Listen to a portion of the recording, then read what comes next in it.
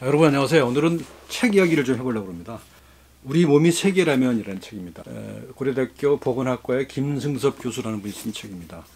이 김승섭 교수라는 분은 작년에 2017년에 아픔이 길이 되려면이라는 책을 낸 바 있어요. 그래서 굉장히 화제를 모았던 양반이거든요. 이 아픔의 길이 되려면이라는 책 속에는 우리 사회에 소외받은 자들, 목소리가 없는 자들, 대변을 해줄 사람이 없는 사람들의 아픔을 사회역학의 관점에서 집중적으로 연구해서 나온 그런 글들입니다. 그러니까 세월호 유가족들의 문제를 다뤘고요. 이제 트랜스젠더들의 문제도 다뤘고, 쌍용 자동차에서 뭐 폭력적으로 해산당하고 해고당하고 자살하고 했던 그 쌍용자 해고자들, 또 그리고 그들의 가족 이런 분들에 대한 고통을 다뤘고요. 또 소방공무원들, 어떤 한 구석에서 굉장히 중요한 일을 하고 있음에도 불구하고 제대로 목소리를 내지 못하는 그런 분들이 어떤 고통을 당하고 있는지, 그 아픔이 뭔지에 대해서 좀 다루는 이야기를 책을 써서 굉장히 큰 반향을 불러일으켰던 걸로 기억합니다. 작년에. 책 제목이 재밌어요. 아픔이 길이 되려면이에요. 아픔이라고 하는 것은 그 특성이 어느 누구도 대신 아파줄 수 없다는 게 그 특징 아닙니까? 그런데 그걸 누군가가 보담아주고 같이 아파해 주려고 노력하는 과정 속에서 그 아픔이 치유되는 것이거든요. 그러니까 역설적인 거예요. 남과 생물학적으로는 저는 나눌 수 없는 그런 아픔이지만, 그것을 우리가 사회적으로 보듬고 공감해주고 그 대책을 같이 만들어 나가는 과정 속에서 치유가 된다는 거거든요. 책 제목이 말하는 것은 아픔을 길로 만들자, 그런 뜻이겠죠. 아픔이 길이 되려면이라고 하는 점점점 했습니다만, 이 아픔을 바로 길로 만들자라는 겁니다. 이 아픔을 통해서 새로운 길을 내자라는 그런 뜻이었던 것이죠. 사회적 약자에 대한 따뜻한 시선이 보여요. 그러니까 학자로서 냉철한 분석적이고 냉철한 그런 객관적인 시선도 물론 있습니다. 근데 그런 객관성과 더불어서 연구 대상에 대한 따뜻한 시선을 잃지 않는 그런 그 학자의 모습이 보여서 너무 좋았어요.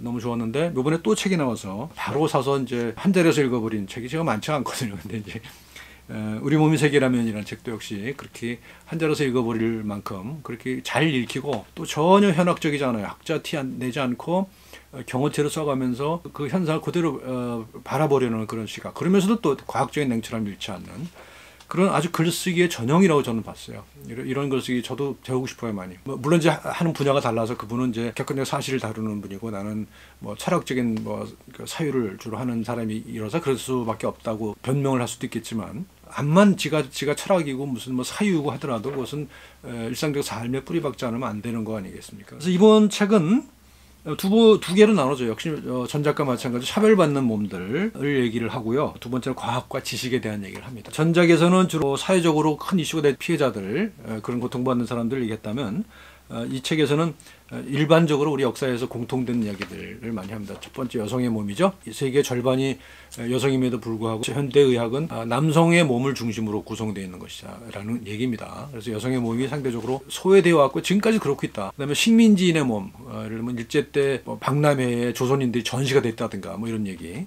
그리고 그들이 이제 조선인을 대했던 여러 가지 과학의 탈을 쓴 어떤 차별의 시선들, 뭐 우생학이라든지, 또 지금의 과학의 기준으로 봐도 전혀 과학적이지 않은 사이비 과학을 토대로 해서 타민족을 멸시하고 차별하려고 했던 그런 식민지 과학의 이야기를 얘기를 합니다. 곁들여서 인종 문제가 안 나올 수가 없죠. 그래서 인종이라고 하는 개념 자체가 생물학적으로 존재할 수 없다라고 하는 그런 과학적 근거를 통해서 얘기를 하는 겁니다. 피부색이라고 하는 눈에 띄는 그런 생물학적 특징조차도 생물학적으로 따져보면 전혀 근거가 없다는 거 아닙니까? 그러니까 집단 내의 변이가 집단 간의 변이보다 훨씬 더 크다는 거 아니에요. 그러니까 내 옆에 있는 내 동료와의 나의 유전자 차이가 나와 이제 아프리카에 있는 또는 북유럽에 있는 어떤 한 사람과의 차이보다도 더 클 수 있다는 거 아닙니까? 그러니까 거기에 피부색은 아무런 관계가 없다는 거죠. 이런 이야기들을 과학의 시선으로 과학이라고 하는 그 시각을 가지고 또 그 대상에 대한 따뜻함을 잃지 않으면서 해나가고 있습니다. 두 번째 작품에서는, 첫 번째는 고통 그 자체에 초점을 맞췄다고 한다면, 이번에는 고통을 바라보는 과학의 시선이라고 하는 점으로 시선이 약간 옮겨온 것 같아요. 그래서 이제 마지막에 하는 얘기가 과학과 지식의 문제죠. 과학하는 자세가 어떻게 되느냐. 상식을 허무는, 상식에 대해 끊임없이 다시 묻는, 좋은 질문을 하는 게 과학이라고 얘기를 하고 있죠. 결론을 정해놓은 어떤 전제를 가진 그런 질문을 하는 것은 아무런 의미가 없다는 것을. 그러니까 예를 들면 일제 때 조선인을 상대로 했던 그들의 우상학적 연구가 그랬거든요. 뭐 혈액형이라고 하는 말도 안 되는 기준을 갖고 그 혈액형의 분포를 보고 이러니까 이들은 우리보다 미개했다라고 하는, 그러니까 미개하다는 전제를 깔아놓고 하는 질문이 되겠죠.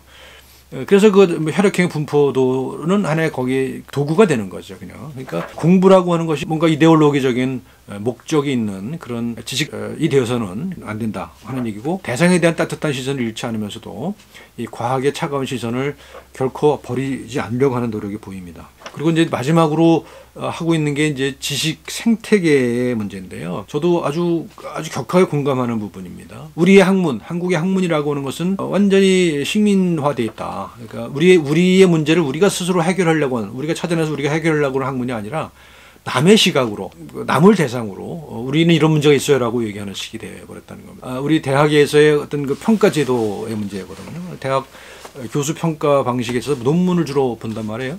거의 대부분 논문이거든요. 교육은 뭐 평가 대상이 되지도 않아요. 이건 참 심각한 문제라고 생각합니다. 대학이 학생 중심이 아닙니다. 대학에 학생이 없어요. 그래서 저는 이제 뭐 교육에 지금 관심을 가지고 있습니다만, 교육의 문제도 대단히 심각한 문제이긴 합니다만, 여기서는 그건 일단 제껴놓고 학문의 문제만 보더라도 그렇다는 거죠. 아무도 관심 가지지 않는, 우리나라에서는 아무도 관심 가지지 않는 주제를 연구를 해야 그것이 퍼블리시가 돼요. 그것이 SCI라는 논문의 그 잡지에 퍼블리시가 되면 그게 인정을 받는단 말이죠. 그러니까 어떤 사회과학 논문이 예를 들면 미국에서 유학을 하고 온 사람 대부분이잖아요. 우리나라 사회과학자는. 그 미국의 문제를 연구한다는 거예요. 근데 미국의 문제라 하더라도 우리한테 적용 가능한, 우리가 참조할 수 있는 그런 문제가 아니라 어떤 미국의 어떤 시골 동네 하수구 문제에 대한 연구 논문을 써서 미국 잡지에 발표한다는 거예요. 그걸 누가 봅니까? 미국 사람도 잘 안 볼 논문이죠. 한국 사람 더더군다나 볼 이유가 없는 논문이잖아요. 그런 논문을 써서 발표를 하고 그게 업적으로 인정받는 이런 아주 기형적인 평가 시스템이 있다는 것이죠. 근데 김수석 교수도 그런 얘기를 해요. 그러니까 자기가 지금 하는 연구들은 이거 영어로 발표해야 인정을 받는데, 이거 우리 문제잖아요. 우리 문제를 영어로 쓰면 우리나라 사람이 보겠냐 이거죠. 우리 학자들이 또는 우리 정책 담당자들이 또는 우리 시민들이 보겠냐는 거죠. 그래서 우리말을 써야 되겠는데 우리말을 써서는 제대로 인정받지 못하는, 또 이것을 지금과 같은 단행본으로 책을 내도 그것도 인정 안 해주는 그런 이상한 풍토가 있어요. 학술적인 논문만을 인정해주는 거 말이 안 되는 거죠. 학술적인 것만 왜, 학술적인 게 뭔데요? 아주 편협하다는 뜻이잖아요. 저는 그렇게 생각해요. 학술적 논문이라는 것은 아주 자기 분야에만 특정한 그런 이야기를 하는 것이거든요. 단행본을 내면 저 같은 사람도 보고 우리 같은 사람들이 보고 우리 문제를 공감하고 문제를 풀려고 하는 의지를 만들어내는 거잖아요. 그러니까 이것이 훨씬 더 가치가 있는 거거든요. 논문보다도. 몇몇 학자들이 돌려보는 논문보다도 이렇게 우리가 공유할 수 있는 이런 단행본 같은 이런 책들이 훨씬 더 유용한 거거든요. 그런데 그건 평가를 안 해주는 이런 이상야릇한 그런 평가 제도를 가지고 있어요. 그래서 그것에 대해서 아주 개탄을 하는 그런 글들이 들어있고, 이런 개탄은 정말 오래전부터 많은 사람들이 한 건데도 왜 안 고쳐지는지. 뭐 저도 뭐 연구자당 가서 이런 데서 얘기를 합니다만 잘 안 고쳐져요. 처음에 뭐 이렇게 바꿀 것처럼 얘기하지만 나중에 가서 결국 뭐냐, 이게 객관적이냐라고 하는 데서 걸리고 말해요. 우리나라 사람들이 가지고 있는 그 강박이에요. 객관성이라는 강박. 자기가 주관적이지 않으면서 객관적이 썼거든요. 객관이라고 하는 게 무슨 수치로 표현한다고 객관이 되는 게 아니거든요. 질적인 평가에서 우리는 너무너무 약해요. 그러니까 우리 삶의 질에 있어서도 그래요. 우리 삶도 그것이 양적으로 평가할 수 있는 게 아니잖아요. 돈이 얼마나 많다, 무슨 뭐 얼마나 큰 차를 탄다, 얼마나 큰 평수에 산다, 이게 뭐가 중요합니까? 근데 우리는 그렇게 평가하는 경향이 있단 말이죠. 우리 학계에도 그것이 똑같다는 거죠. 우리 학계도 그런 업적을 평가하는 기준이 양적인 것으로, 또는 우리 것이 아닌 남의 것을 또 우대하는 그런 이상한 본고주의적인 그런 사유가 있다는 겁니다. 저는 이 책 앞권은 제일 마지막 문장이었다고 생각을 하거든요. 한번 읽어볼게요. 하지만 부조리한 사유로 상처받은 사람들의 고통을 과학의 언어로 세상에 내놓는 것은 중요하고 필요한 일이라고 생각합니다. 그러니까 이런 문제에도 불구하고 이건 중요하다. 그래놓고 맨 마지막 문장에 계속해 보겠습니다. 전 이 문장에서 빵 터졌어요. 그리고 어떤 생각이 드냐면, 야, 이 사람 참 이쁜 사람이구나 하는 생각을 했어요. 계속해 보겠다는 거예요. 그 왜 계속합니까? 이 문제가 우리의 문제가 우리 몸의 문제이기 때문입니다. 이 책 제목으로 삼은 우리 몸이 세계라면이라고 하는 가정법 있잖아요. 우리 몸이 세계라면 우리는 어떻게 해야 되느냐라는 거죠. 우리 몸이 세계라면 우리는 계속 해야 된다는 거죠. 평가 제도가 어떻든 간에 계속 할 수밖에 없다는 거죠. 계속 해보겠습니다. 계속 할 수밖에 없다는 뜻입니다. 왜냐하면 우리 몸이 바로 세계니까요.